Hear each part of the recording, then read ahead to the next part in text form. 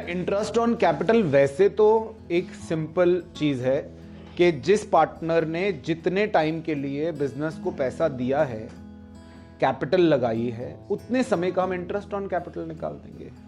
जैसे एक पार्टनर ने साल के शुरू में ही जो कैपिटल लगाई थी तो उसको पूरे साल का इंटरेस्ट मिलेगा। कभी कभी ऐसा होता है कि पार्टनर बीच में इंट्रोड्यूस करता है कुछ पैसा, साल के बीचों बीच, तो जितने महीने के लिए उसने इंट्रोड्यूस किया उसको उतने महीने का इंटरेस्ट ऑन कैपिटल मिल जाएगा।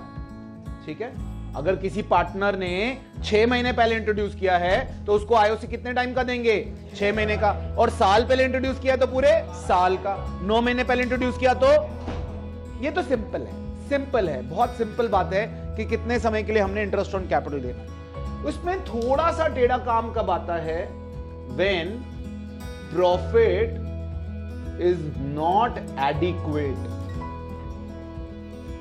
अगर प्रॉफिट एडवोकेट नहीं है तो क्या होगा?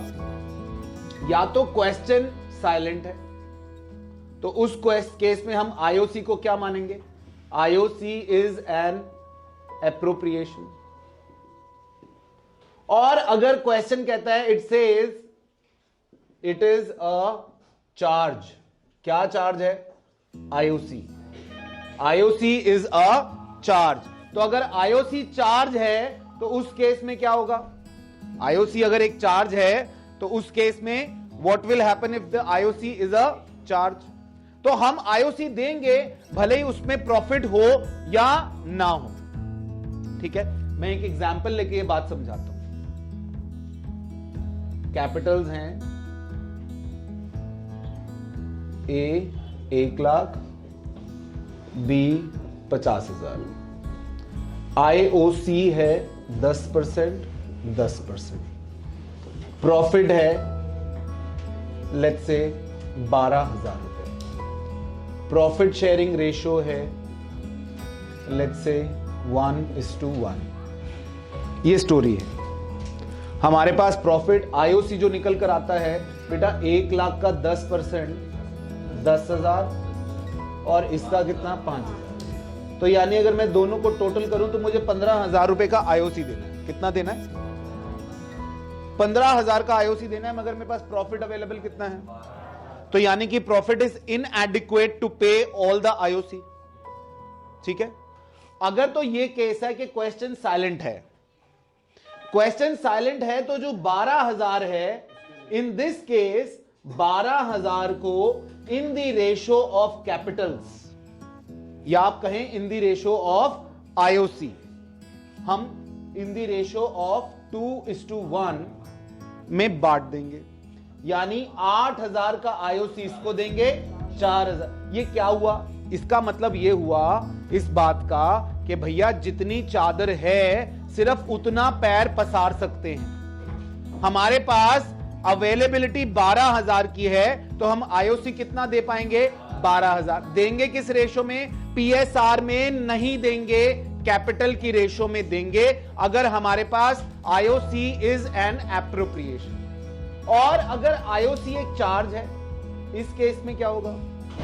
इस केस में ए को देंगे हम, इसका छोटा सा P&L एप्रोप्रिएशन बना के देंगे, P&L एप्रोप्रिएशन। यहां पे लिखा बाय नेट प्रॉफिट कितना बेटा? 12,000। अब चूंकि आईओसी चार्ज है तो पूरा आईओसी देना है, ए और बी 10,000 और 5,000।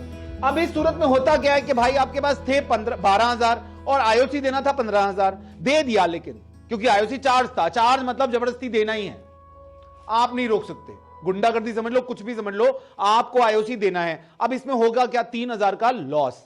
ये जो 3,000 का लॉस है वो लॉस पार्टनर्स आपस में बियर करेंगे, ए और बी। 3,000 का लॉस कौन सी रेशो में? In their PSR. पीएसआर क्या है? 1:1।